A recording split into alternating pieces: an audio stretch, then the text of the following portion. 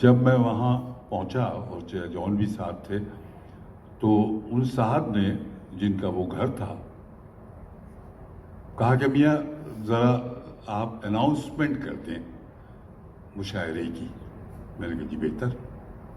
میں گیا اور جا کے میں نے مائک پکڑا اور میں نے کہا کہ خواتین و حضرات, تو فوراً چچا جون بولے نا نا نا نا بالے نا نا نا نا نا. میں نے کہا جی کیا ہو گیا؟ خواتین و حضرات نہیں کہتے بیٹا, یہ غلط ہے, صرف حضرات کہو. میں نے کہا چچا جون یہاں تو خواتین بھی بہت ہیں تو ان کو, ارے کہنے لگے حضرت جو ہے وہ عورت و مرد دونوں کے لیے استعمال ہوتا ہے. حضرت عائشہ, حضرت فاطمہ, حضرت خدیجہ, حضرت ابوبکر, حضرت عمر, حضرت علی, سب کے لیے حضرت استعمال ہوتا ہے.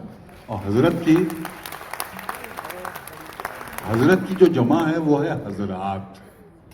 لہذا جب حضرات کہو گے اس میں عورت و مرد سب آ جائے. تو اس کو خواتین و حضرات جو کہا جاتا ہے یہ انگریزی کا اردو میں غلط ترجمہ ہے لیڈیز اینڈ جینٹل مین کا. انگریزی میں تو ٹھیک ہے لیکن اردو میں خواتین و حضرات ایسے ہی ہے جیسے سن لائٹ سوپ صابن, یا جیسے دریائے